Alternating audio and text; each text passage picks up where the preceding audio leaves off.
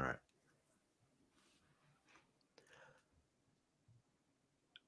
And welcome back to part two of our end of year special here at the Grap Up. It's been a while since we did part one, but you don't need to know anything about that. We're just going to get cracking on here with part two. It's myself, Mark Robinson at Lithium Project, my co-host of the Grap Up, Bryan Rose at BR. Is it BR26? Yes. It is BR26. I knew it. Yeah. And our very, very special friend here, Joel Pearl at Joel Pearl. Joel, thank you once again for joining us for an unexpected second recording of this. It's very much appreciated that you've taken the time to do this. 24 hours later, there's no one else I'd want to sit with to talk about these awards. Let us get cracking on. And I'm very conscious of the fact that we still haven't made it through the B Awards yet, and we spent 2 whole hours as it is. So my We plan had a lot is of things to say. we did. Hey, look, it was a busy year. It was a very busy Yeah. year. So my plan is Yeah. we've got about 7 or 8, maybe 9 categories left for the B Awards. I'm just going to throw it to Bryan, then to Joel, then to me. I'm going to give you 5-6 minutes. You rock through the categories. You give your picks. You give a couple of sentences here or there, and then from that we'll finally get on to the 18 nominations using the Wrestling Observer Awards, so we can really get to the meat of 2022. So Bryan, I'm going to fling it over to you and tell me what you got. Okay. Well, what category are we starting with? Whatever you basically, I'm leaving it to you to do the rest of your B Oh, tier so I awards. just So yeah, writing them you down. run Okay. through the gamut. Okay. So for best pro wrestling book, I put down Brian Gerwitz's book. I thought that was really good. That came out, I think, later in the year, and that was pretty good. I enjoyed reading it on the flight to Chicago. Let's see. Where did we leave off? Were there Bruiser any other? Brody. I was going to say, were there any other books of note last year? Because I feel like was No, Moxley's I the don't year think so. before, I don't know if Moxley's. I don't know when it was Yeah, released. Moxley's book was the year before. right? Okay, because I'm still intending to read that thing, but Yeah, Yeah. it was I November read about half of it. 2021. It's very good. Bruiser Brody Memorial Award I gave to John Moxley because I think it goes without saying that the best brawler of the year was John Moxley. Yeah, I'm Technical, flat out. Yes, agreed. yeah, yeah, I'm there as well. I mean, the thing with Moxley, apart from the fact that he bled in just about every match of last year, yeah, but it's always good when you get like a bunch of different wrestlers to wrestle your style. And, regardless of whether it was like the Wheeler Yuta match or Takeshita or Hangman Adam Page, who can do the brawling as well, like all of the, and the Jericho match as well, like all of these different matches that incorporate a much more physical side out of these wrestlers. And it's Moxley's forte. Like the Yuta match is probably like one of my favorite matches of last year, that I keep forgetting happened, but every time I think about it, I'm like, oh yeah, that match fucking rocked. So yeah, like by far Moxley takes that award. yeah. I completely agree. I mean, just a brutal year for John Moxley in a good way. Poor Renee, by the way, like Jesus, she has to watch him every week. She's fine. She's got the baby. She just puts all of her focus on the baby, and then John comes home, and everyone's happy. No one says Like if someone wanted to take off like toughest like personality or toughest non-wrestler, like she takes it by far. But God bless her. baby, you know what you were getting when you married me. Best technical wrestler with Zack Sabre Jr. Yeah. He usually wins that award. I think this is like his 9th, 10th year in a row. I think Bryan Danielson actually came back and won it one year, but I mean, there's like him. There's Jonathan Gresham. You can go with Danielson if you want to, but Danielson's kind of more. I don't know. Saber is more of the guy who when you see him go into the ring and do a match. That's the style he's familiar with. That's the style you're going to see with him. I think with So I Gresh, think sorry to cut you off. I think with Jonathan Gresham, you could have had him there. He would have won if the second half of this year hadn't completely. if he had been Yeah.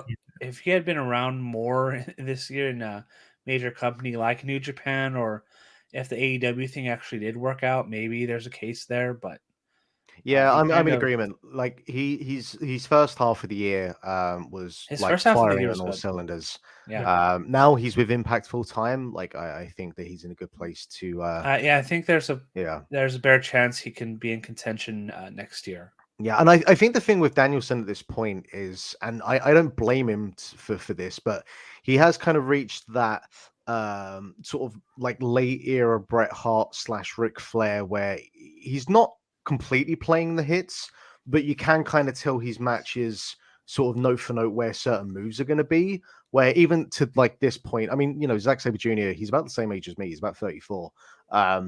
Every match is different and every match can end differently. Like the match today at Wrestle Kingdom, like with Narita, just ended immediately. And I think that plays Yeah, into that was what cool.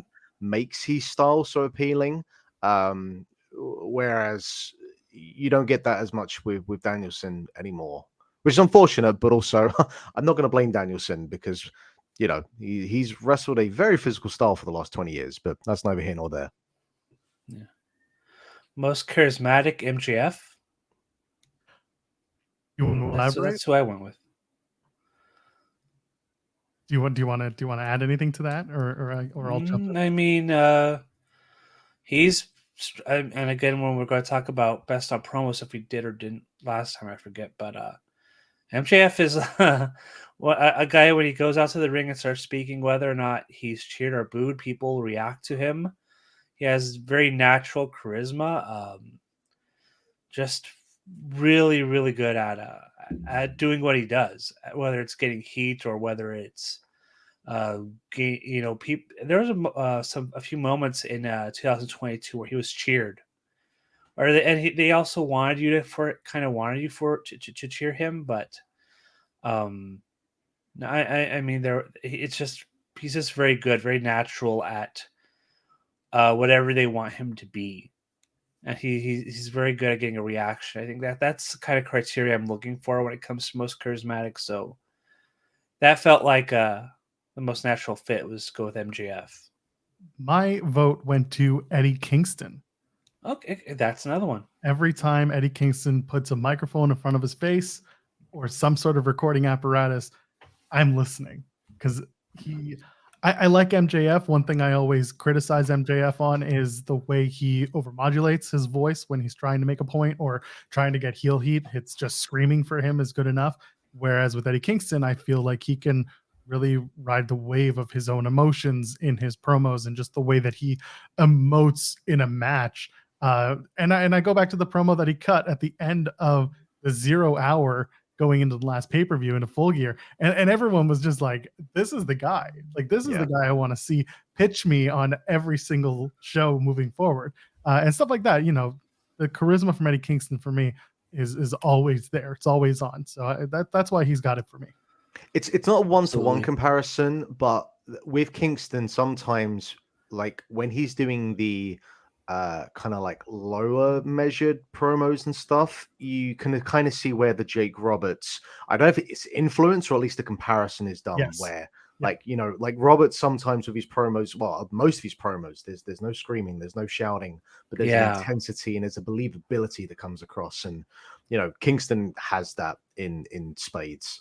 I went with Swerve Strickland because that man just charisma just pours out of that man, and I'm so excited for him in 2023. I loved the tandem of him and Keith Lee, and I feel like their reign ended a bit too early, but you know, it made sense with the Acclaimed. But just him to kind of really go on his own, I'm so excited for him in 2023. And he just I'm ready for him as a singles. I want to see how he does as a singles. It's disgusting how much swag that man has, but but I want to see him without the two guys that they just put next to him. I don't mind them. There's a look. They still haven't named the baseball player yet. No, the one with all the prison tattoos. Weird. You know, it's a look. I'm not going to critique anyone on their personal choices in terms of tattoos, but hey, they look distinctive. They've got that, and like Parker is much more fucking. He's better off with Swerve than he was in. What the fuck was he in? Trustbusters. Yeah, I think that's a 1,000. I just dropped that one day. For him. So it's still going. There's It is. I guess it's still going. they have just no never idea. explained why Parker left, and that's They fine. just If anybody knows anything about me, it's that I am not Parker's biggest fan, and that when he popped up as one of Swerve's lackeys, I was like, "You gotta be kidding me!" I got so many tweets that night, just be like, "How you feel?" I'm just like, "This sucks so much," but I understand why Swerve would be a very charismatic vote for you. Feud of the year, I went with FTR and Briscoes because those 3 matches were all excellent. I kind of wish that there was more promos and back and forth between the two, but of course that couldn't happen because of I guess because of Warner Brothers Discovery. I think that's the prevailing theory. But all 3 matches were excellent. The Super Card of Honor match, the Death Before Dishonor match, I believe it was at that show, and then the one at Final Battle, all excellent tag team wrestling bouts. There wasn't a stronger series of matches this year than that, so I went with FCR and Briscoes. Punk and MJF for me. That was Also a very good feud. Yeah, to me, I liked the layers. I liked the story. There obviously could have been more, but there was just a lot that happened behind the scenes with both men. But everything that led up to that dog collar match alone was just, to me, a standout performance for both men. So Punk and MJF, that's my feud of the year. In some ways, you could also say it's the most disappointing feud in the year, just in terms of we didn't get the final payoff for it. But look, that's out of everyone's hands, out of everyone's control. So, what are you gonna do? Yeah, I went FTR and Briscoes as well.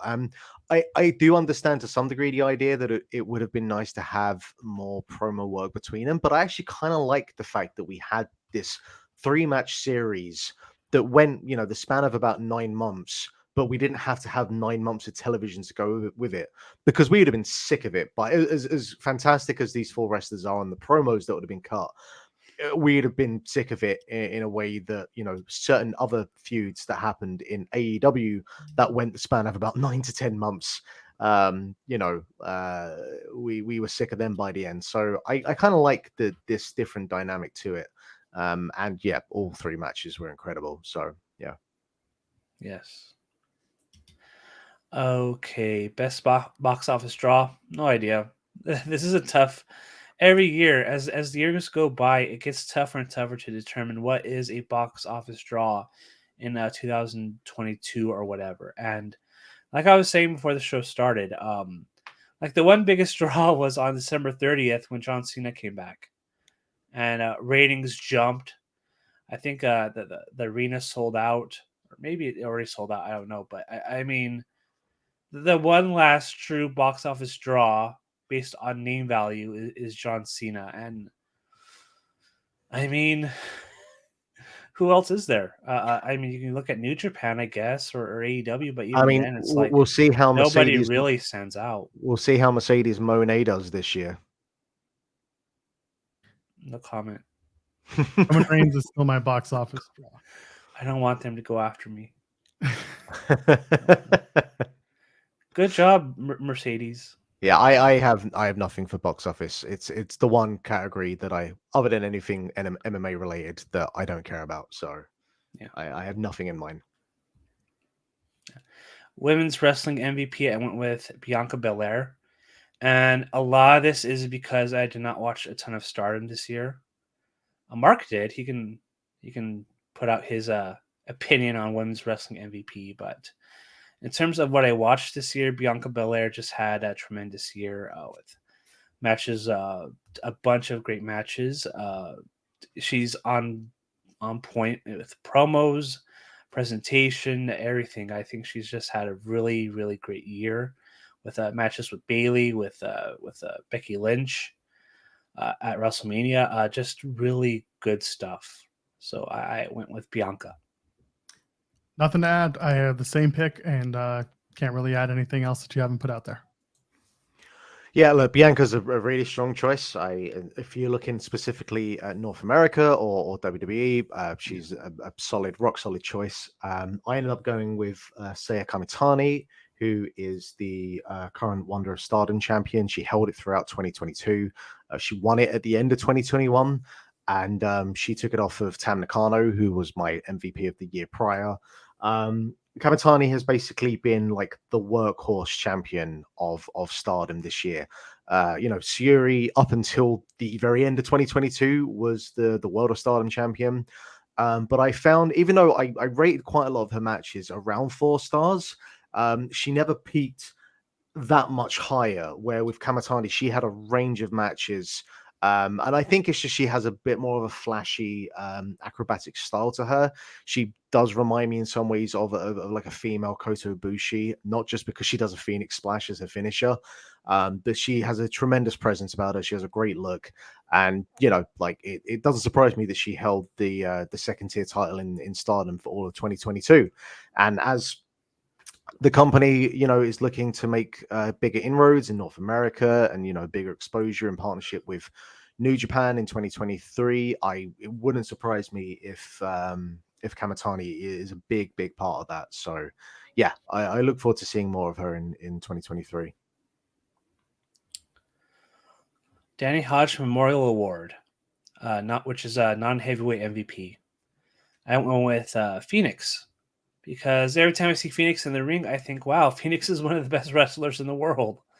He's just incredible at what he does, and just an incredible year, especially towards the end with all those matches with Death Triangle and Elite. Just always stood out there. Stood out every time he wrestles. He's very, very, very, very good. One of the best wrestlers in the world. So Was it this year that he got Phoenix. his arm injury as well? Because I remember that was at the very start of the year. yeah, like to I remember be, that because I had to do like 6 or 7 posts in a row, and I saw that injury. I'm like, oh, there's another post. yeah, to be kind of recognized as one of the better wrestlers of Yeah. the year, let alone True. light heavyweight style, and Mhm. start the year with that very, very nasty injury speaks to the He was out quality for of his work. months. Yeah. Yeah, but he came back and he was excellent. My Danny Hodge Memorial Award nominee was Black Taurus because He also had a very good year. a very good year. He is wherever you see him, he's always just magic in the ring, and he's just solid. Like there's no other word I can use for this guy because he's so big and just so perfect for what he does in the ring. He is solid. So Black Taurus is my guy for this. Yeah, I really want to see so much more of him. I feel like he's so underutilized. Yeah, Impact. And like he's just such a great base for other like junior heavyweights, but at the same time, he's like if you think of other heavyweights that could fly around, like say like a Joe or whatever, he's that, but even more so. Yeah, I'd love to see more of Taurus. He's a great pick. For me, I went Mike Bailey. Just like one of my wrestlers of the year, and I guess of my wrestlers of the year, he's the lightest one. So I think technically he qualifies for this. Just he's done everything this year. He's been X Division champion. He has wrestled everyone and then some, and had incredible matches with all of them. I would say the one thing for his style, he does have a list of moves, and he will do every single one of them in every single match. And he is going to destroy his knees by the time he's about 35. So, Mike, you can calm it down this year, please. Like, you don't have to do an Ultimate Weapon onto the ring side apron. You just don't, please. For everyone. Anyway. European MVP, I went with Will Ospreay because I did not watch a ton of wrestling in Europe this year. But every time I heard about stuff from Europe, it's Will Ospreay had this great match with X. So that kind of sounds like a good choice. I'm not 100% like confident in it, but that's probably what I'm going to go with. I think I'm in the same boat. I just don't have anyone else. And I know that people who are watching, over in Europe are just going to be like, no, it's this person. But yeah, I'll tag on with Will Ospreay.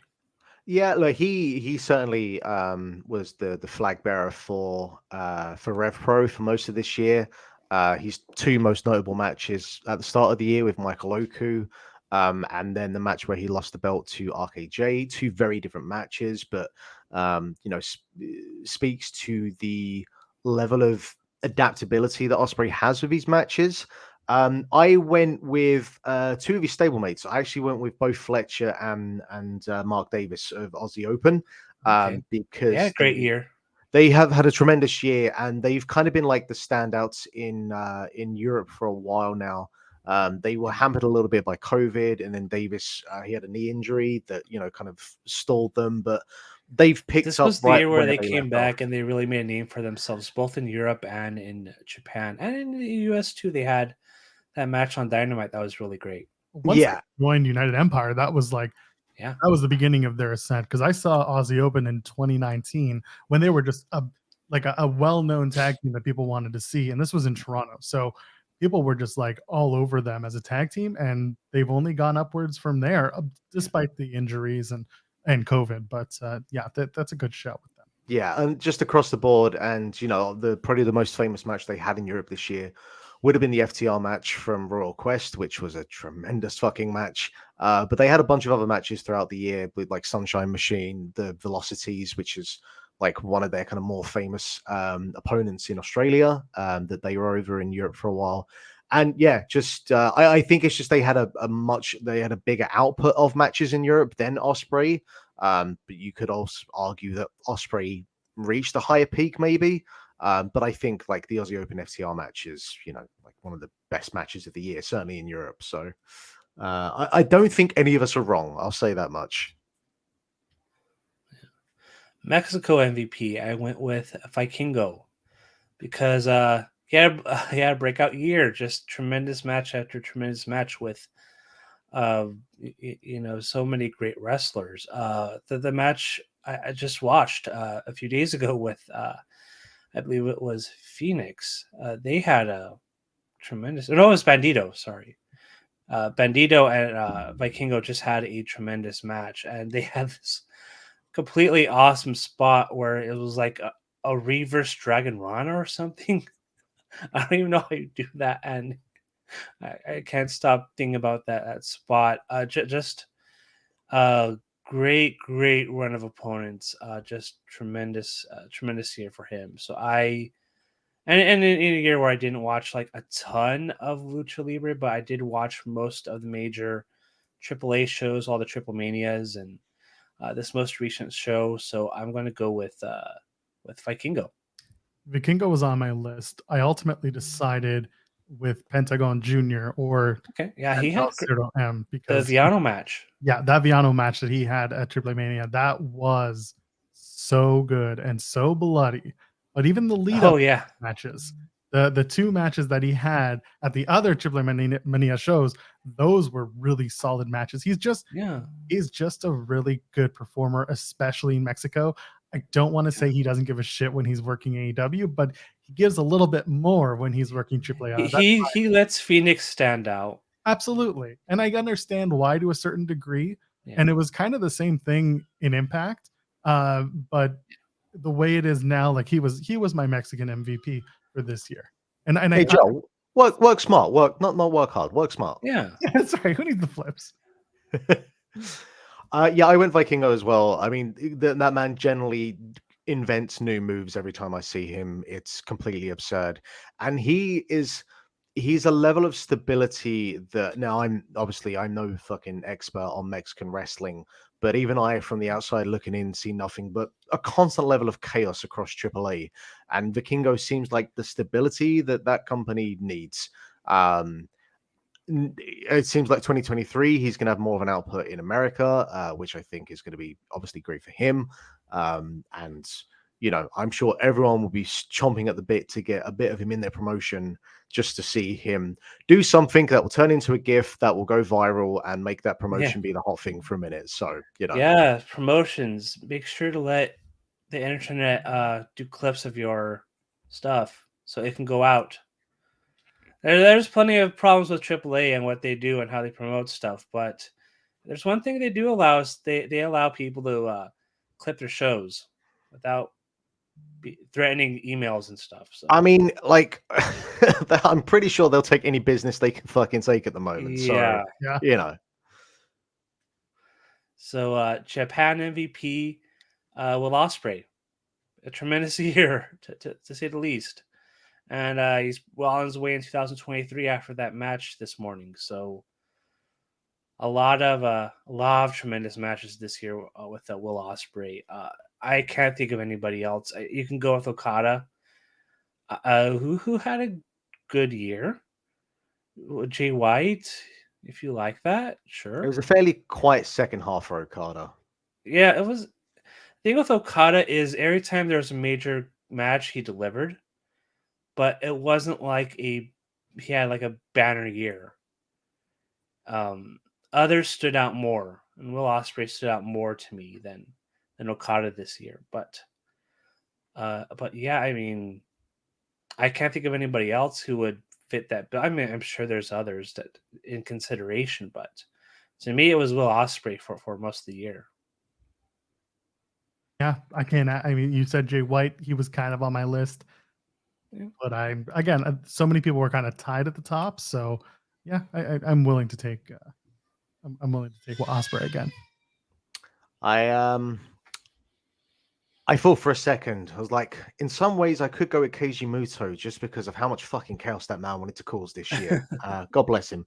No, so Osprey is the obvious choice. And as much in the same way that I didn't want to pick Elden Ring as Game of the Year because it was the obvious choice, I don't want to go with Will Osprey as the Japan MVP. So I'm actually going to go with Julia, who Okay. caps off the end of the year, finally winning which honestly it was destined to be. It wasn't a case of if, it was when she would win the World of Stardom Championship.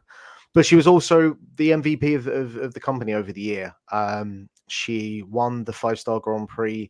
I think she either her or Kamitani was my highest rated female wrestler of last year. I love her look. I love her presence. She's a star. She is a star in every definitive way that you can think of what you would qualify as a star. She nails every single one of those qualities. I Yeah. haven't even watched a ton of Stardom, but every time I see Julia, it's like she should be the world champion because she has the presence, she has the look, she has everything. The work, just go with her. She's clearly like somebody they should really push and market because she has something that's very hard to like.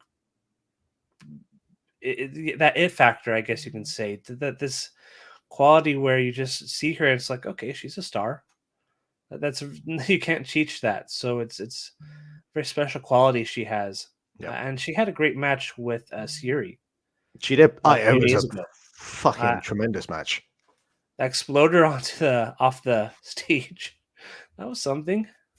It's not a move I would take. I know that much. Yeah, I wouldn't take that move. Work smarter. Yeah. Unless it's the main event of your biggest show of the year. At that No, point, no, you talking about go the crazy. entire time, nothing else. So with that, I have the last category B award, which is USA Canada MVP, and I went with Jon Moxley because he had a tremendous year. He feuded with all the top talent in AEW, had tremendous matches with all the top talent each and every time he was in the ring. He bled a lot. He brawled a lot. I can't. I mean, there's other choices that as we'll get to for Wrestler of the Year, but in terms of just overall match quality and who stood out the most this year, it's a big race. There's a lot of people you can choose from, but I'm going to choose Jon Moxley because I really liked his stuff this year. Jon Moxley deserves this award for one reason and one reason only. He got people every single week saying, when does his vacation start? If He was supposed to be on vacation, I think when the All Out stuff happened. He was supposed to lose it all out, and then he was going to take a few weeks off and then come back at the Dynamite in Cincinnati. And then everything went to hell, and he foregone his entire vacation. Everything just went to hell. And then he came to work sick one week because he and Renee, I think they were both sick, and Renee didn't make it, but Mox said he had food poisoning, something like that. The man worked hurt. The man worked it through everything that was asked of him. Yeah, I think he's an MVP. The only other person I think, like you said, was Chris Jericho. And we'll talk about him, or at least I will, when we get to Wrestler of the Year, because there's a pretty strong case for Jericho, which Doesn't come out of my mouth very often. That's true, and we'll get to that. Or we'll, I go ahead. am gonna go. I don't feel it's left field. Maybe it is. I don't know, but I'm gonna stick. I'm gonna bring it up again, but I'm going with Mike Bailey just because, like, not only was he one of the best wrestlers of the year, but you name a promotion in 2022, that motherfucker was there having a 4-star match with someone or another. And like I would have to see I'd have to look on Cage Match to see who had the most matches of last year. He But had like Bailey, Speedball did over 150 matches this and year. he was everywhere, you Yep. know. Just an incredible body of work and at such a high level. Like it really is probably him and Osprey that are neck and neck for in terms of match output and quality of match output. But I think that in terms of specific for USA and Canada, I think that I have to go with Bailey. He just had such a standout year. Obviously, he doesn't stand out in some areas. He is not the best promo. He's never going to be. But just pure from bell to bell. And, like he capped off towards the end of the year, that 60-minute match, almost 60-minute match with Josh Alexander. A phenomenal wrestler. And I'm so glad that Impact picked him up and he actually was able to have a run in a major promotion with television. I'm so hoping that next year maybe he can get out for like Best of the Super Juniors. I think that would be tremendous. That would be amazing. So, but we'll see. So with that, that's the end of the Category B awards, and now We finally got there. Category A. All right, And now I think how do we want to do this? Do we want to go? We'll go by each category, and we'll just go through our 3, 2, 1, or do we want to go around to our 3, then our 2s or our 1s? I'd say the first way might be a little bit quicker. I'm thinking the first way sounds better. All right. Well, for this, I want to start with Joel. I'm going to let him lead the way, and we're going to start with our pro wrestling match of the year. Starting from 3, working our way down to your favorite one of the year. Let's go. Number 3 from Impact Wrestling, December 8th. Talking about Speedball. He had a almost 60-minute match with champion Josh Alexander. Worth going out of your way for. They showed the match pretty much in its entirety from the way it was taped. Just phenomenal. Those two worked very hard, and a match that was cold. That's the only negative thing that I could say about this match, was that it wasn't promoted ahead of time unless you knew the spoilers from the tapings. But I think that this was just the beginning for those two and their work together in Impact. So, or across the board, either way, Alexander and Speedball. That's my number 3. Number 2, Cody Rhodes and Seth Rollins from Hell in a Cell. There was so much emotion going into this. The reveal of the torn pec for Cody Rhodes was just big enough of a moment that everyone was like, oh my God, you just heard the audience absolutely collectively groan and lose their minds over it. And the match was worked really well. There was a really good story there. So for that, I give it number 2. And my number 1 was a dog collar match for the Briscoes and FTR. I really enjoyed the match. There's just nothing else I can say other than it was brutal, it was bloody, and the storytelling was there. They capped off what was a really, really solid 3-match feud. So that's my number 1 is FTR, Briscoes in the dog collar match for Ring of Honor. Yeah, 3 solid choices. I went back and forth with a Hell in a Cell match because not only was it just a great match, but I feel like it's the most defining Hell in a Cell match in God knows how many years. It's true. Speaking again of work smarter, not harder, Cody, like, what are you doing, man? Come on now. But in some ways, it was perfect. It was the perfect way for him to be out of the spotlight for a good 9 months because of this match and everything that hopefully they will take advantage of come whenever he returns soon, I imagine. I had a tough time deciding if that was going to make it or not. It didn't just, but I fully understand anyone having that in their top 3 for sure. All right, so I will give my 3, and you might spot a theme between all 3 of them, and that is that they're all very, very violent matches. My number 3 was El Desperado versus Jun Kazai from Takataichi Despimania, which was probably the most emotional match of the year. And Jun Kasai, not someone I kind of think of in contention for promo of the year, but everything about like the way this match developed. I'm not a deathmatch guy per se, um, but to watch someone who doesn't specifically do deathmatch wrestling come into it against a man who very much does do deathmatch wrestling, and the dynamics between the two of them, the way the match unfolded, the violence of the match, um, the desperation of Desperado as he gets further into this match, just and the way it ends as well. Like Kazai, walks away with his small daughter, who, God knows what the hell she must think of her daddy's profession. Just an incredible display of all the things that make wrestling the weird and wonderful spectacle that it is. That was from the Just Tap Out promotion on 9/12. If anyone wants to find that one, it's well worth going out of your way to see. Number 2, I also have FTR versus Briscoes 3 from Final Battle. Just if you're gonna have a dog collar match, it's got to be violent. It's got to be brutal. The Punk and MJF one was violent and brutal, but I think there's just, I don't know, there was an extra level of spectacle that the Briscoes in particular are known for doing, and I feel like the 4 of those they just got it perfect on that night. But my match of the year, number 1 from Double or Nothing, Anarchy in the Arena. I grinned from from the opening bell with Wild Thing just blasting through the arena for half the match, to the genius way to get that song to stop playing by destroying the sound PR, to just the iconic image of Eddie Kingston walking out, getting ready to set someone on fire. I don't know, just an incredible spectacle of violence and insanity, and a match that is very easy to lose the moments because you're trying to keep, the vision on 10 different wrestlers in different parts of the arena. But I think that, like, not only were the wrestlers involved able to pull together something spectacular, I think the production of the match was put together spectacularly as well. And I haven't gone back and watched it in a while. I watched it like 3 or 4 times, pretty kind of close to each other. I do want to go back and watch it though, because I laughed and I grinned, and I was just hands in my head going, oh my God, what am I watching? Just complete chaos, complete anarchy. How about that? Yeah.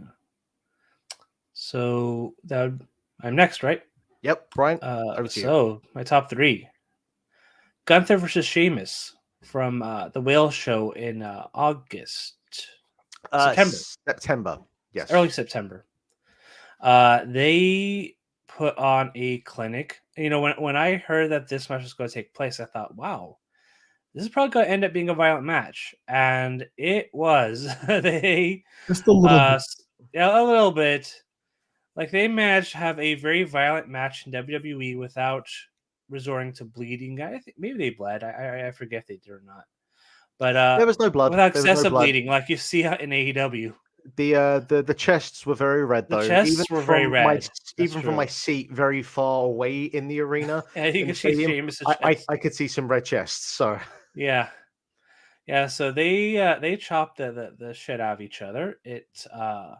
It was a very brutal, excellent match that you don't see often in WWE.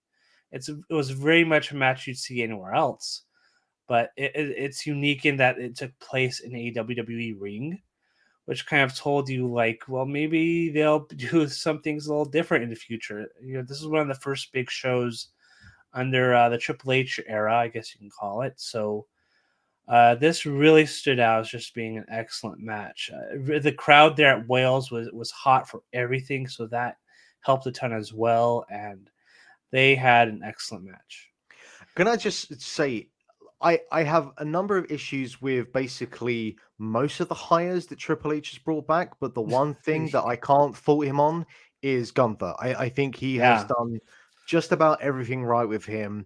He's not made him too much of a chicken shit heel in terms of relying on Imperium for his matches. Like, he wins his matches because he's fucking Gunther, and he can. And he's, other than the name, and I wish he had the actual music that he should have and not this generic whatever the fuck it is. I think, you know, if we still had Vince in charge, he probably would have been fired by now. Thank So you. I was if, about if to say. yeah, There was already rumors that he had given up on him before he yeah. So retired or whatever. if there's one thing that I can say for Triple H this year, that he's absolutely gotten right, no faults Yeah. at all, it is Gunther. Absolutely. And my top two are actually the FTR and Briscoes matches. Number 2 is the one from Supercard of Honor, because that was an excellent, like, bloody brawl. That was a standard tag team match, but I mean, it was far more than standard. It was a bloody brawl, dramatic, especially dramatic. Just a completely awesome match that lived up to the hype, because this is the first match between the two teams. Two teams that are considered the top teams in pro wrestling, and they had a high bar to set, and they far surpassed that in their first match. So I went with that for number 2. And number 1 is the dog collar match between FTR and the Briscoes that took place at Final Battle last month. I was wondering if this was better than Supercard match, and it was. Just more of a brutal match, just chairs everywhere and the dog collar stuff, and just amazing. Definitely my favorite match of the year. Just the crowd was into it. Just brutal, and I think Dax Harwood is still recovering from that match. It's just incredible stuff. I have to go with that. I can't think of anything else this year that was as good and as bloody and as brutal as that was. And there's plenty of brutal matches this year, but that told the best story. I thought it just told the best story. So I went ahead and went with that for my match of the year. Well, we've all got it in our top 3, so I'm guessing that match was pretty good. Yeah, I'm guessing. You know, yeah. Absolutely. All right, let's bounce over to the best weekly TV show, and I'll just quickly start by saying the only thing I have on here is Dynamite, because it's the only thing that I watched weekly throughout 2022. I have a limited amount of time to watch my wrestling, and Raw is not getting 3 hours from me. I will occasionally jump in with SmackDown. I do feel that the second half of the year was better utilized in terms of showing, you know, the story arc and the character arc with everything with the bloodline, and they actually, like, the good wrestling happened on SmackDown this year. So SmackDown did have a bit of an improvement, but outside of that, I wouldn't have anything else I could say outside of Dynamite, which by no means was Dynamite a perfect television product this year. It has had its issues. I think they are on a bit of an upswing at the moment. I do feel like they've course corrected a bunch of stuff. Again, a lot of that was out of the hands of Tony Khan. They ended the year very strongly. Yes. Yeah. You know, he came out recently and spoke a lot of the stuff that happened with his mum, which, you know, that even the most fucking hardened person, the most focused person, that sort of thing is going to take your mind, and you're going to take your foot off the ball. And I get that. But I think Dynamite is currently set up to you know, start the year strong. And I guess we'll see tonight of this recording. So I just have Dynamite. It's probably an obvious choice, but it's really the only thing that I've watched. And hey, I enjoyed it most of the year. So I'll bounce over to you next, Joel. So my number 3 was SmackDown for many of the reasons you just gave. It got much better once Triple H took over, once we started seeing more cohesive stories being told, and the wrestling there. Again, I've said this on other podcasts, like, it's almost as if somebody told the wrestlers to go out and wrestle, because guess what they're good at. So there's a lot of that. It's playing to the strengths, and SmackDown has really been able to do that. And it's not a 3-hour show, so 2 hours is, as we know, a lot easier to handle when you're trying to tell stories in a wrestling ring, at least. So that's my number 3 is SmackDown. Number 2 for me is actually AEW Dynamite. And the reason for that being, as good as it was, like we said, it wasn't that amazing all year round. I can't even call it consistent, other than the fact that it didn't even run the same times every single week on the same channel every single week.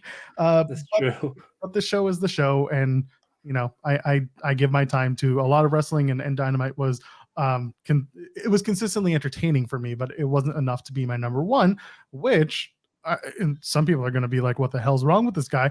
I'm giving my number one to Impact Wrestling, to their weekly product. Okay. Because, not just because I cover it for Fightful, and yes, that's part of, listen, there's a little bit of bias there, but the show is cohesive.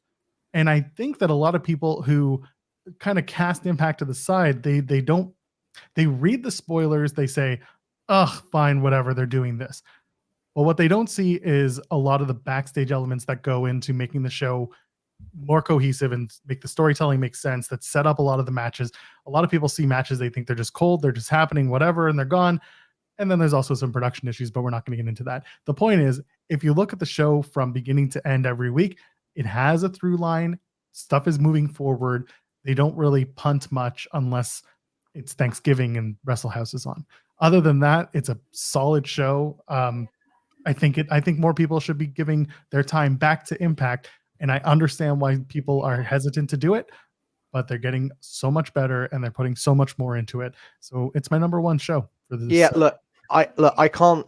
I'm not saying this because I do another podcast with Garrett Kidney, but it's a completely fair shout, and I don't tune in every week with Impact, but I have watched more of Impact this year than I have in many years. It is a product that I champion to, I want it to succeed. It's come out of a very low period and has been putting on like the best product it has in years, and it's reflected.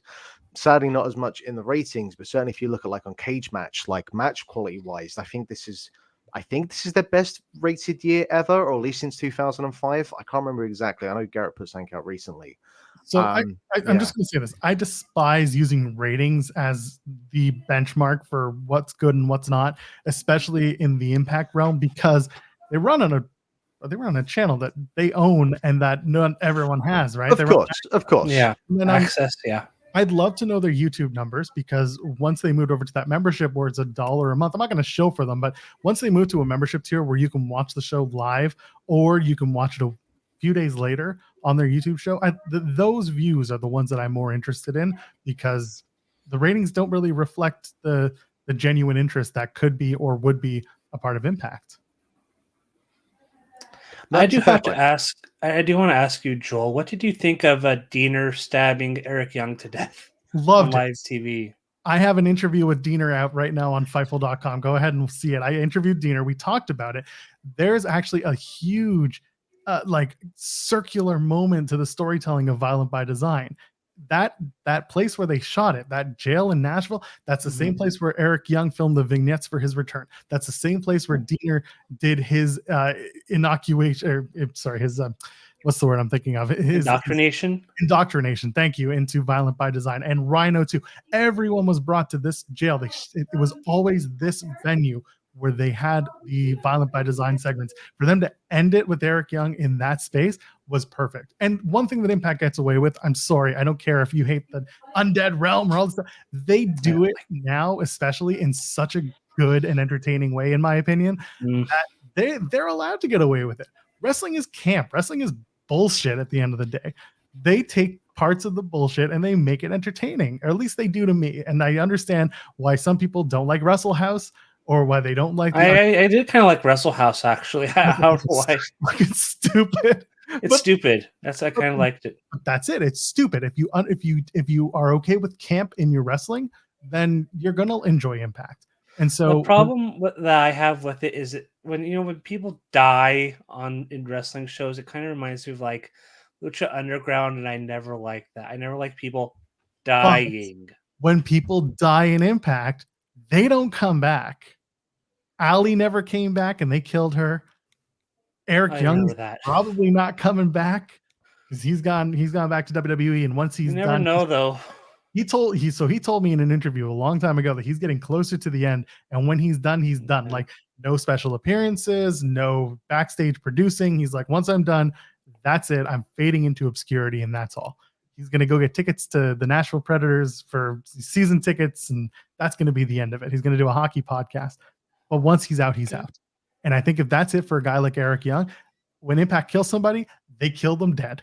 That's it. Okay. I just wanted to ask that. No, it's fair. I understand why people feel that way when it comes to like some of the obscene stuff that they do or the extra stuff that they do, but it works for them I because I, th- I they think keep part of it. continuity. I think part of it as well is like everyone was on board with it for like the first season of Lucha Underground, I like and the first then season.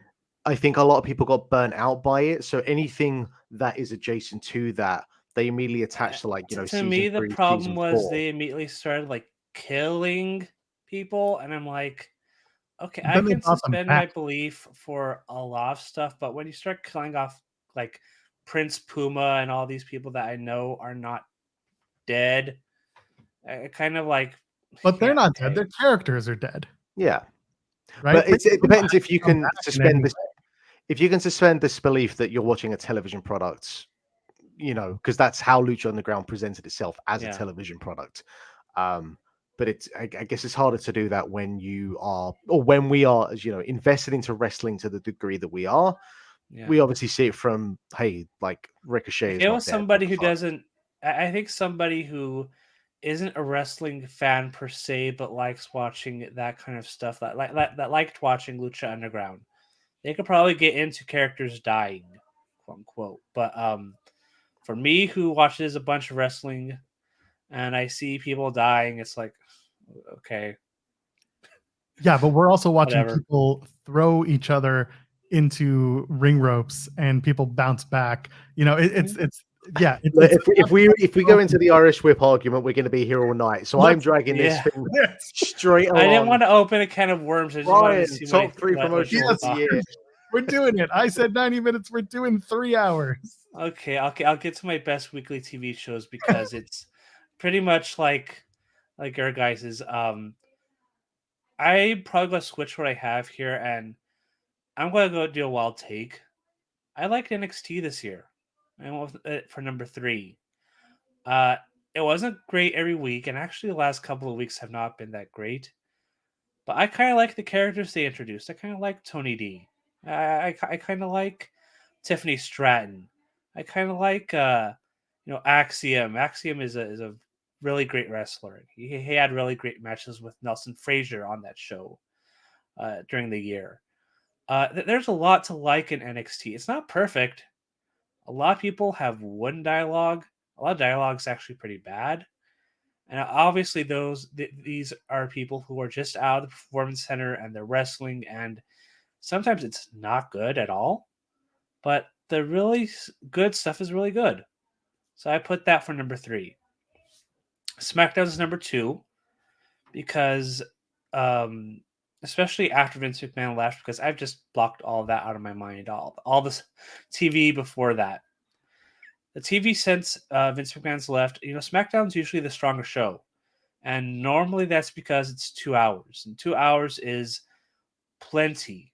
And a lot of the Bloodline stuff this year has been on SmackDown. So, and the Bloodline stuff is the best stuff in WWE by far.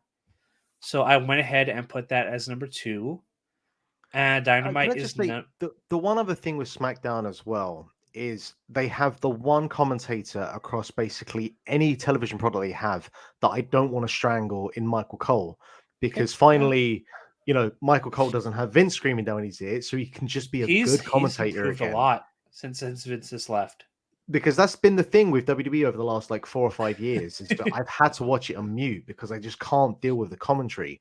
But like listening to or watching SmackDown as much as I have this year, like it's like, oh yeah, Michael Cole. I fucking love Michael Cole and Taz back in 2002, and it's not obviously to the same degree. Like him and Wade Barrett have a different dynamic. Barrett is fine. He's perfectly a suitable color commentator. He's not as egregious as Booker T is. So I think those two work well enough with each other, and I think that has played into as well. While I've enjoyed SmackDown this much more, because Cole just gets to be a decent commentator again, which he's always been. He just hasn't had the opportunity to be that for like the last 15 odd years. Yeah. Yeah, he's really good. I just think that he he's somebody that used to be really derided. I guess that maybe that's the word. That's where I thought of because for so many years people have just been saying, or at least I have. I've been thinking like I don't believe one thing this guy says, and it was because for so many years Vince McMahon would yell at him or tell him to say this or this manufactured line, and it just never came across like something he actually say in real life.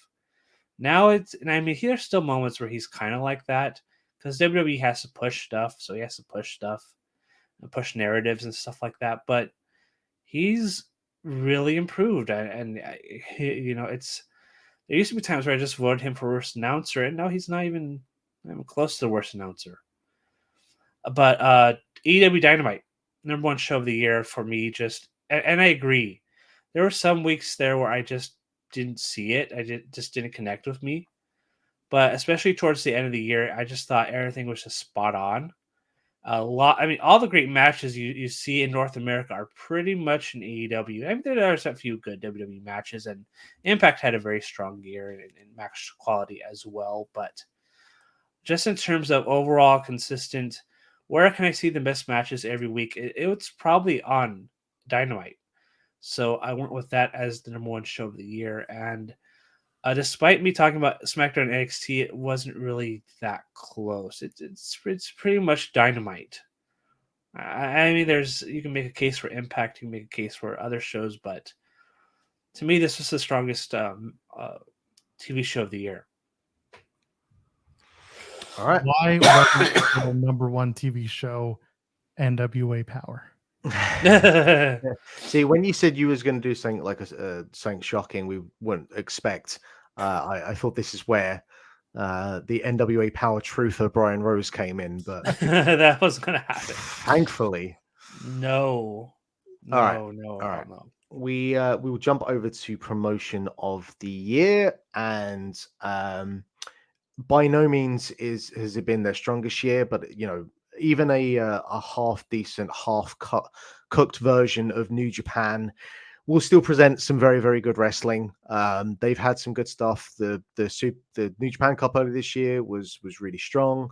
Wrestle Kingdom had its faults, but it was still a solid show. The Dominion was a solid show.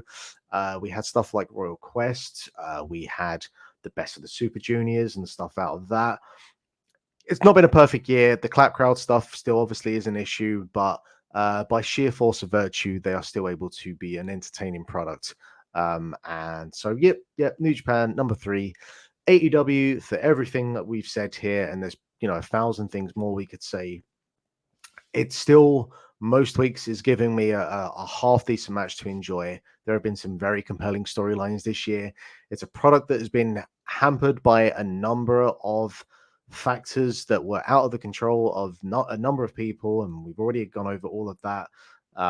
Not a perfect product, not a perfect year, but look, AEW still is a shot in the arm to the North American scene that we have sorely missed for 20 odd years. So, Yeah. But my number one promotion probably won't come as a surprise considering stuff I've said elsewhere, but Stardom has just any major show I've watched. It just has some of my favorite wrestlers, some of my favorite matches of last year. I love the presentation. I just there's something about female Japanese wrestlers where sometimes you're just like, is it because you're small that you don't realize how violent you actually are?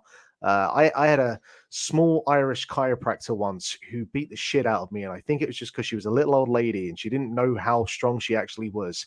I feel like it's the same sometimes with female Japanese wrestling. Just an excellent year, which has been a consistent theme for them for the last couple of years now, and I expect 2023 will be just as strong. So yeah, Stardom, promotion of the year for me. Brian, I'll bounce over to you.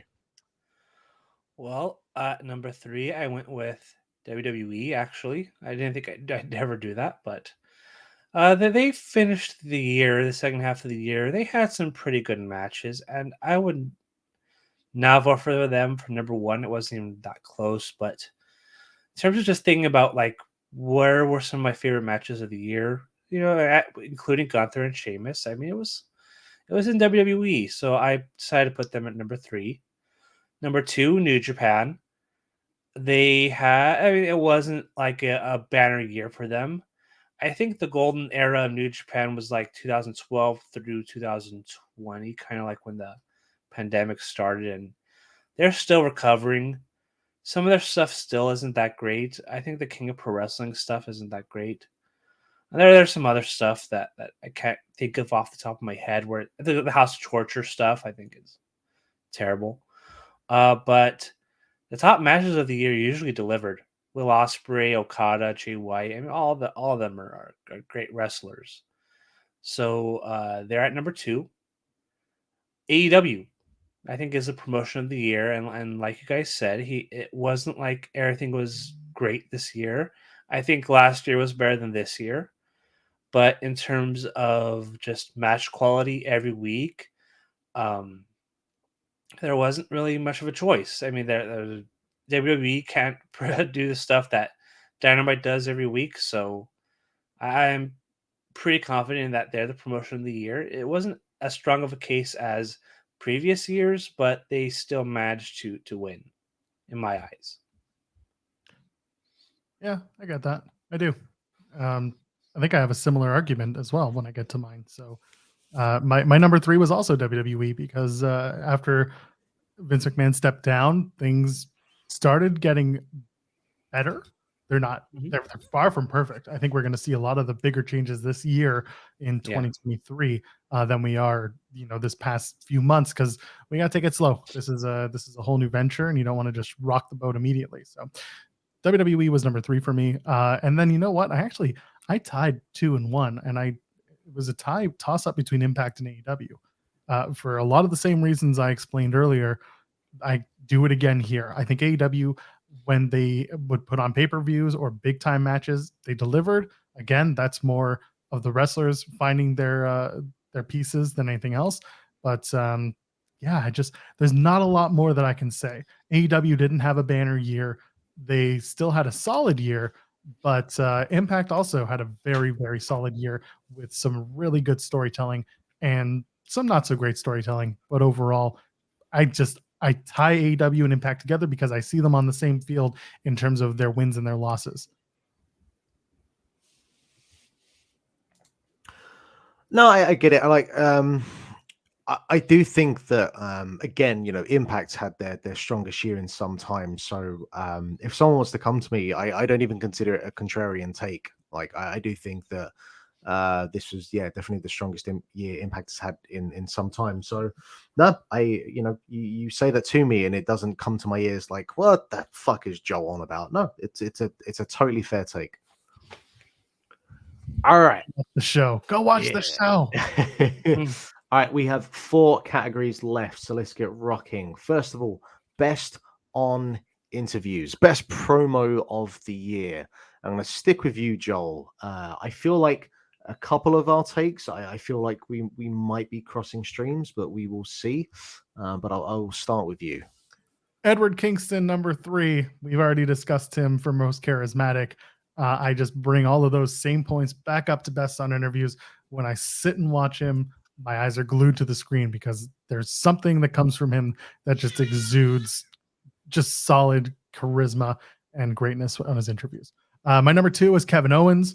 KO is so good at doing things like calling back the memory of wrestling fans when WWE didn't do that. When he can bring up the past and make it work and make it make sense, I think he deserves that. He's got great storytelling, great abilities. And then my number 1 is MJF because let's face it, when he left and when he came back, eyes were glued on him. He continues to deliver again for everything I say that I take issue with when it comes to his overmodulation and screaming. He's still really good. What he did with Regal on the way out was phenomenal work. Got to put that over forever and ever. And I will even add an out of the blue honorable mention. It's not an interview, but it's actually someone that if you were going to do a most well-rounded interview, it's Thea Hale from NXT. Because if cocaine was a wrestler, Thea Hale would absolutely be it. I can see that. She did something a couple nights ago on NXT where she's the cartoon character-iest character in NXT. I'm not fully serious, but I do think people need to watch Thea Hale because her acting in all of these scenes is just perfect. She's spot on with what they want her to be. So she's very spot on with that. Yeah. Yes. So those are my 3. MJF number 1, Kevin Owens number 2, Eddie Kingston number 3. Because of what you mentioned there about the screaming and the overmodulation, I have MJF at number 3. Um, I think that if you don't have MJF on your top 3 list, I do feel that would be a contrarian take, because for the little things that you can pick at, the man is just far too talented on the microphone. I do feel he is at this issue. He has this issue going forward now, where there's the boy who cried wolf thing, where if he is ever going to be a face again, and the period of time where he was doing that kind of tweener thing, even at the time I didn't buy it. I was always just like, look, the turn is coming. Not the turn, but the oh, I was a bad guy all along is going to come, and obviously it did come. And I feel like that's going to be an issue that's going to stay with Max for his career. But I think he's an eternal heel. Like, he's a lifelong heel as far as I can see anyway. But regardless of that minor thing, look, him, Punk is my number 2. You know, those two alone, that feud alone takes up the first 2 positions on this list. Just everything with those two, the believability, the realism, the authenticity. They're 3 words that mean the same thing, but they're all valid. And CM Punk, just, just what a reminder of how great a promo that guy is. Unfortunately, probably, maybe the best promo he cut is the one that pretty much got him fired. But look, this is Punk. This is what he does. You're always playing with fire. It is a shame that what happened. We'll see what happens. Maybe he'll come back. I doubt it. But they're my top 2. Eddie Kingston. He's my number 1. There's such a believability and an authenticity, but you don't have those issues that you have with MJF, where you're constantly waiting for the wall to be pulled over your eyes. You don't have to deal with that part of the chicanery, the constantly working you sort of thing. I don't know. With Eddie Kingston, you just get Eddie Kingston, pure, raw, unfiltered.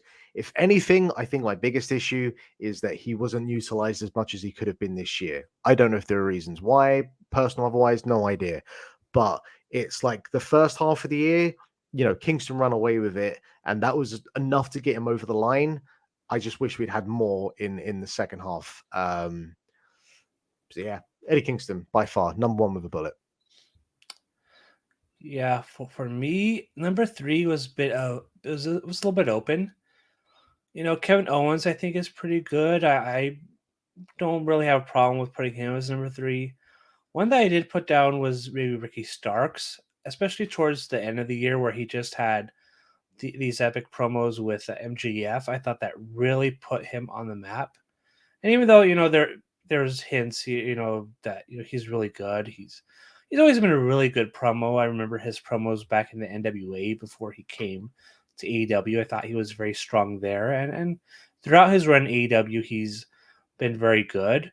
He really started to break out though with the promos with MJF, and now we're seeing it with Chris Jericho too, and interesting to see where that goes heading into 2023. But number 2, Eddie Kingston, for all the reasons you said, Mark. I mean, he's very good. He's excellent, actually. He's really, really excellent. And he has a connection with the crowd that, again, you really can't teach that. He's really, really good at connecting with people, and just amazing delivery on everything. I always am a big fan of Eddie Kingston promos, and this year was really, really good. But MJF, I think this was his year for promos. I went with him for number 1 because just the stuff that he needed to do to level himself as a world title contender. And that I understand the criticisms. I know a lot of his stuff is low hanging fruit, and I think even himself has said that in his promos, and other people have as well. But when you deliver those kinds of lines, and when you deliver those lines at the level he is doing it at, and when he's able to connect with the crowd in that way, whether they're booing him or cheering him, he's really damn good at it. And I can't think of anybody else in recent pro wrestling history, really, that some of the promos he's done. I can't think of any other person who's able to do those promos at that level, especially at that age. I think he's only 26, and he's probably only going to get better as he becomes a world title holder and a world title level competitor. So I went with MJF. Eddie Kingston's pretty close. There's nobody really else in AEW who's at that level of Eddie Kingston or MJF, but I think MJF is the promo of the year. I can't really think of anybody else who would take that spot. All right, we're down to the final three. Bryan, I'm going to stay with you. We've Okay. made it to the tag team of the year. Once again, I feel like there's probably going to be a couple of picks that are going to be across the board, but hey, we have to go through them anyway. So, Bryan, give me your number 3. Okay. I'm looking at my list. I'm not sure about number 3. I went with the Usos because they had a pretty strong year as tag team champions, and they've had some good matches on WWE pay-per-views. So I decided to go with them, but I'm pretty sure there's other teams that could probably take that number 3 spot. I went with the Usos mainly because they had that championship run, and the Bloodline stuff is very good.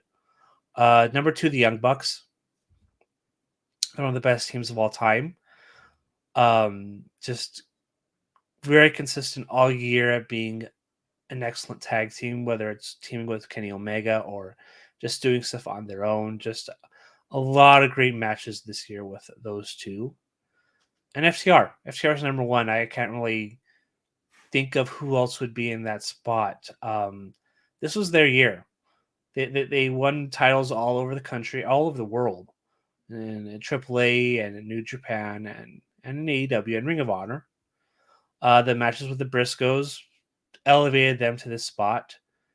And there's countless other matches that I can't think of off the top of my head, but I mean, every single big match, the Aussie Open match in London, every single match that they had this year was excellent, over delivered. They just know tag team wrestling, and this was the year where they solidified themselves as one of the top tag teams in pro wrestling, and I am excited to see what they do this year.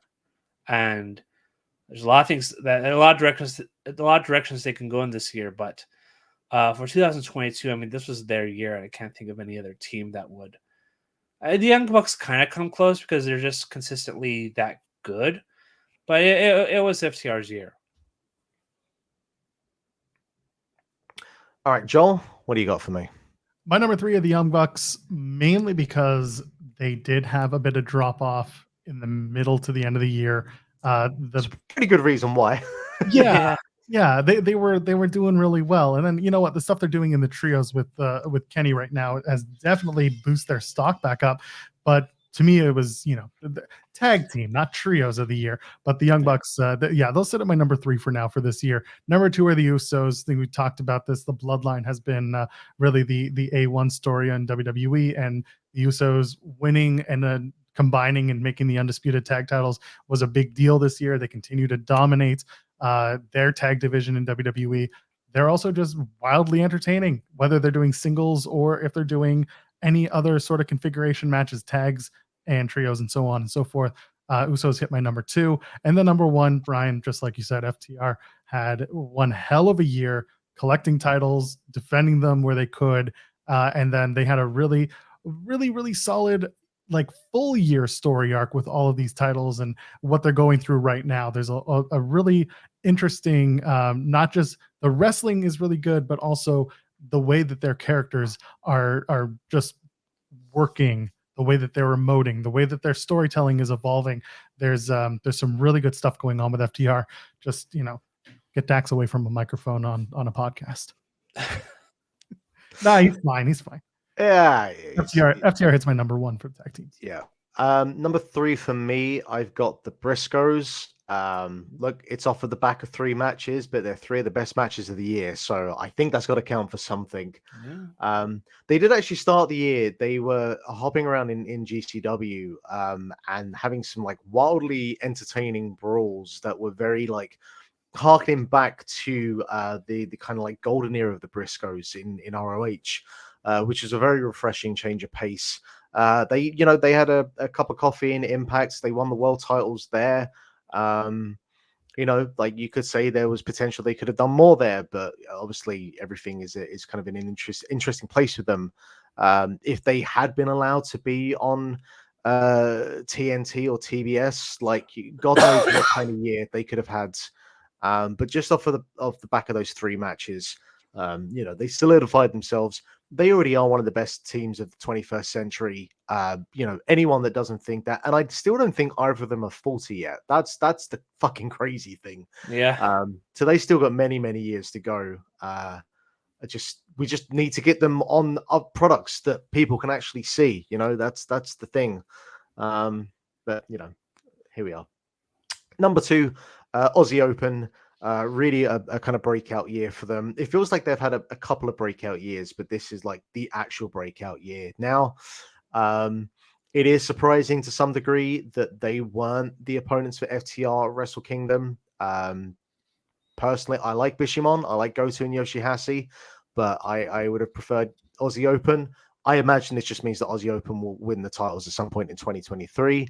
But yeah, just really putting them on the wagon with Osprey was an inspired move. It makes sense. They fit together. And as like we had a bunch of like the trios matches and stuff they did in AEW, which was tremendous. And I'd love to see more of them there. But I imagine New Japan is going to be kind of where they'll be sticking for 2023. And look, come on, fucking FTR, like. What even needs to be said? And not only just them as a tag team, but Dax has had actually a pretty standout year singles wise. He had a really good year singles matches on Dynamite. But it's just the consistency. That is the thing. Yeah. Where we've complained with other wrestlers where they either didn't have a first strong start of the year or they fell off. Across the board, FTR have just been consistent anytime they've been on TV with a range of opponents. They've been the bill collectors. It's been well deserved. They've lost them all now.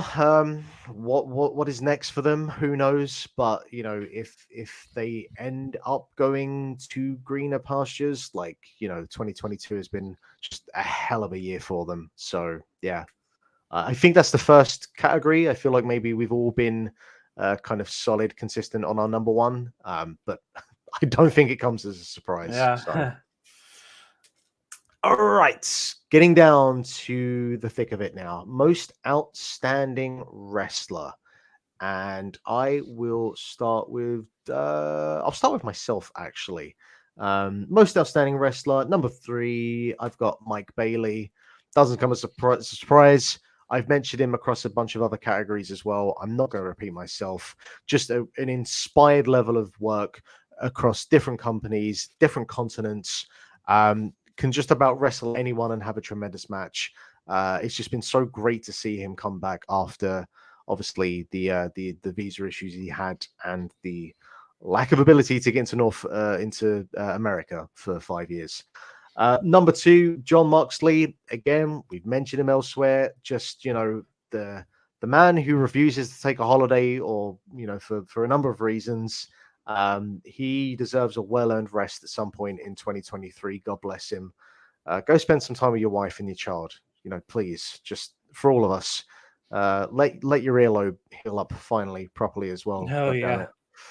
Yeesh. And Will Ospreay is my number 1. Just look.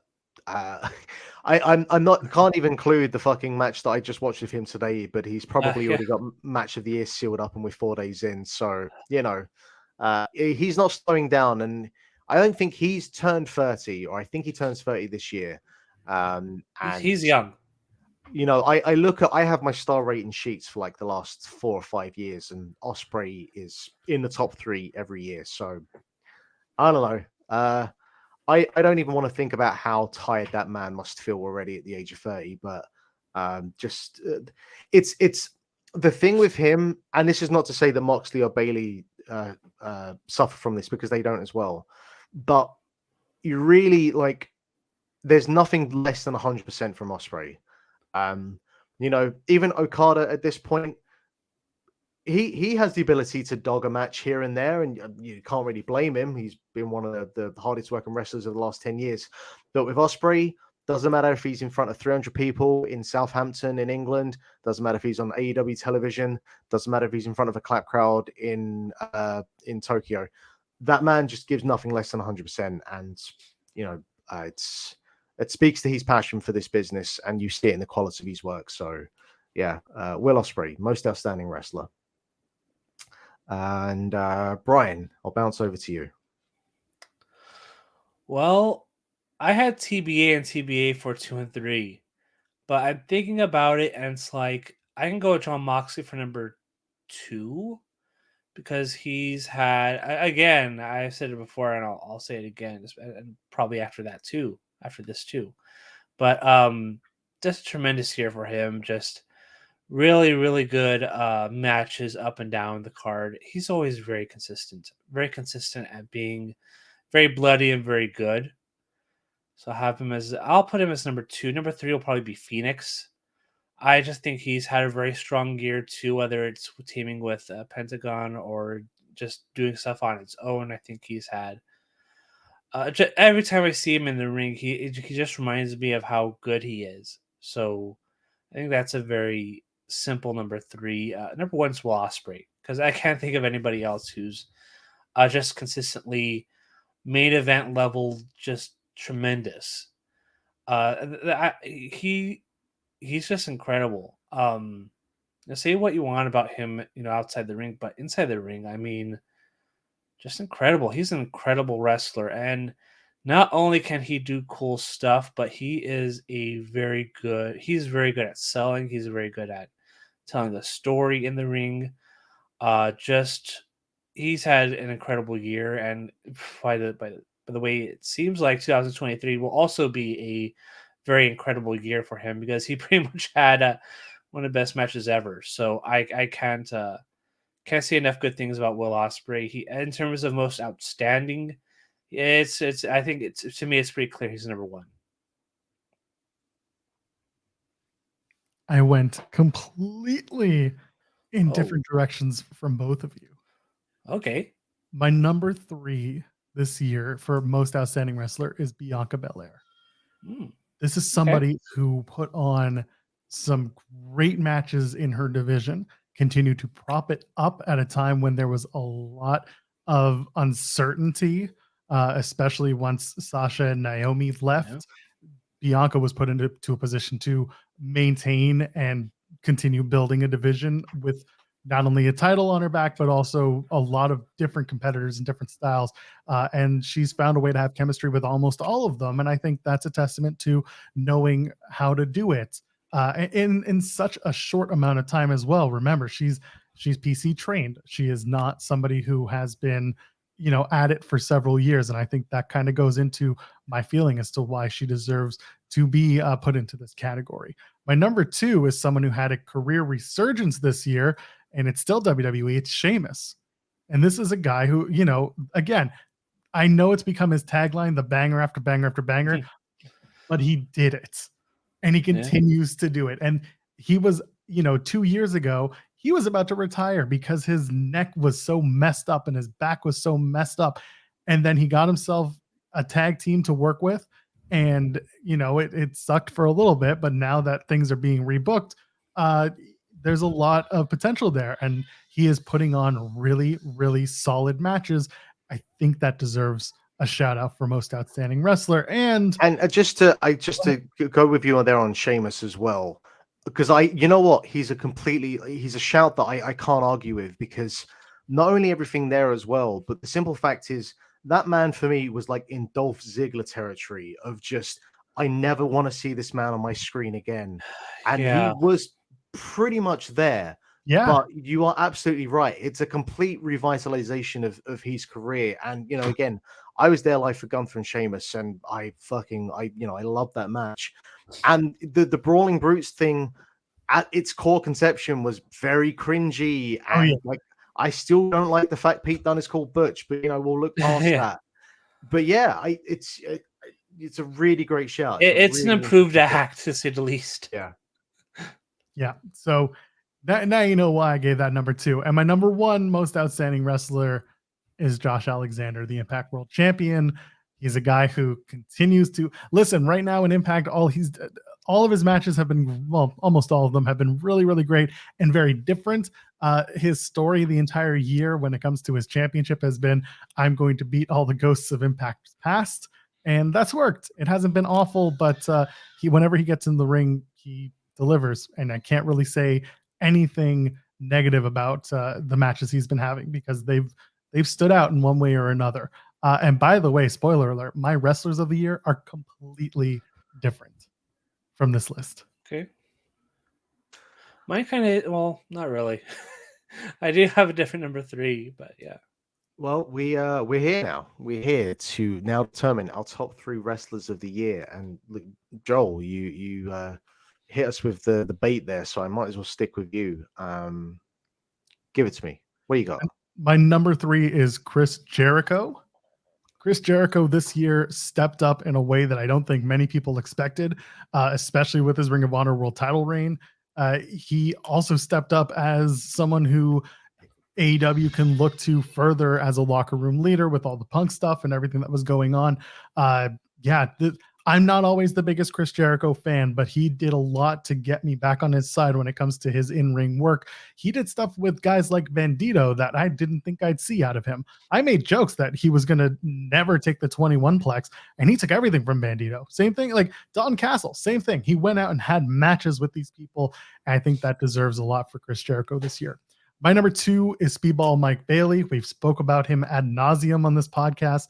Speedball absolutely delivered this year, and he told some pretty great stories in the ring. Say what you will about his in-ring promo or just his talking on the mic. It's not always the best, but Speedball is my number 2. My number 1 is Jon Moxley, because if you want to talk about a guy who went above and beyond inside, outside of the ring, was in everybody's mouth, not literally, but you know what I mean by that, figuratively. Jon Moxley checked all the boxes, won championships, carried a whole entire wrestling organization on his back when it was dealing with some really stupid shit. And people will say that he's really good at it. He was a great spokesman for AEW at a time when they needed it, and a great leader. So Moxley gets my number 1 for wrestler of the year. All right. Should I'll go first, and you can round Okay. us off. My number 3 for wrestler of the year. I already mentioned her previously, but Julia. Not only was she one of the top stars, one of the top wrestlers of Stardom, but I feel she was one of the top wrestlers in Japan as a whole in 2022. And again, for everything I've mentioned, I think she's just a complete package. I think she has everything. And like, I just can't wait to see what happens next for Stardom in 2023. And I think she's the perfect wrestler, she's just the perfect wrestler to lead them this year. So Julia is my number 3. Number 2, Will Ospreay. Everything I've mentioned, the one thing I will say is that, and you really got to see this with the promo that just happened before the Wrestle Kingdom match with Omega.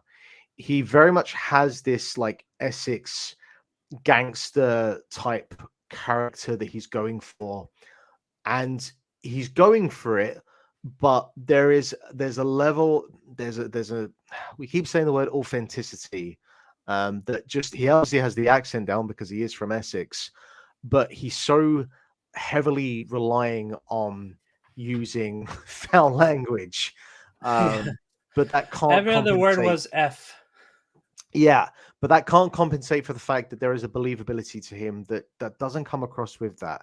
It does in his wrestling and everything else, but it's the one area, and I don't know what the answer is. It's I'm not the expert on this, but it comes through. It unfortunately so. So it's the one thing. It's the one chink in his armor that he still needs to figure out. But my number 1, look, John Moxley. Like, come on. Why? Or what can you say? Just carried a company in his back. I understand why they put the belt back on Punk, but for me, arguably, I would have never taken it off of Moxley again. I'd have kept that fucking thing rolling with him. just cut just the Moxley I think that we've all been wanting to have from a major promotion that has been able to utilize him. This was the most effective year that we got from him, and everything just came together. So, and just had banger after banger. So yeah, Moxley. All right, Brian, lead us All into the right, finale. so number 3, Roman Reigns. I think he's had a tremendous year.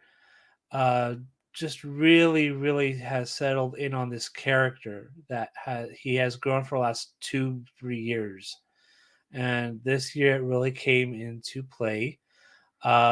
Strong matches all year with the likes of Brock Lesnar and others. Logan Paul, the match in Saudi Arabia, far delivered any expectations I had. Just essential to WWE's storytelling and just everything. And he did a very good job of carrying that. So to me, I thought he was an easy number 3. An easy number 2 is Will Ospreay. I think if the crowds weren't so only clap only, I think if he's an excellent wrestler and he had a very strong year. Maybe if he had the title, there's a lot of how I would have voted for him for number 1, but I think that it's just that he had a tremendous year in spite of New Japan. Still, they're still very much no clap, clap only. I think that's going to change in 2023. But yeah, I mean, for me, it was an easy number 2 just based on match quality. He's had a very strong year. Number 1, Jon Moxley. I mean, I think he is the guy that carried AEW for all of this year. He didn't take any vacations. He was there every week, whether it be on Dynamite or Rampage, and he's out there bleeding and kicking everybody's butt and having excellent matches with just about everyone you can think of. To me, it was a tough choice between those 3. It was all pretty close, in my opinion, and if anybody picked anybody else, I wouldn't have a problem with it. But Jon Moxley edges out those guys, in my opinion. I think he is the choice for Wrestler of the Year. Chris Jericho was number 4, by the way. I do have to give him credit for the ROH run and all that. That's fair. Well, look, it's pretty unanimous. I think we are all in agreement. It's a harmonious decision we've come to that Jon Moxley is in fact Wrestler of the Year. And with that, we have finally reached the end of this mammoth undertaking to rank and qualify everything that happened in 2022 in the year of wrestling. First of all, I want to give a massive, massive thank you to Joel for joining us on this. It's very much appreciated. Thank you for coming on. Thank you for having me. We will see where we are next year if we can endure this ordeal once again. But we would be more than happy to have you back on whenever you have the spare time. Where can the fine folk listening find you? I'm not hard to find. I am at Joel Pearl, JoelPearl, on all forms of social media. I host on Fightful.com every Thursday night, the Post Impact Wrestling Show. And you can find me and a plethora of other wrestling takesters over at Fightful Overbooked, youtube.com/Fightful Overbooked. Thank you very much once again. Brian, as always, thank you again, certainly for doing this off of the back of watching Wrestle Kingdom, you poor bastard. Enjoy some much rested time as soon as you can get it. As always, you can find him at BR26 on Twitter. You can find me at Lithium Project. This is the Grap Up. At some point, I guess we'll record our December recap as well, but I was gonna say tomorrow, but I'm like moving it to another day because I need one day where I bought a Steam deck for my Steam Deck, and I haven't even used it yet. I kind of want to like take time to like not think about that's fine. for a day. We can push it to next week. That's not an issue. We can take this off there. Thank you for anyone listening. Very much appreciated. Please listen to all of this. Listen to all the Grap Ups. Listen to all of the links to the cast content. And yeah, we have a very happy 2023. And here's to more excellent wrestling in 2023. Thank you once again. We'll see you soon.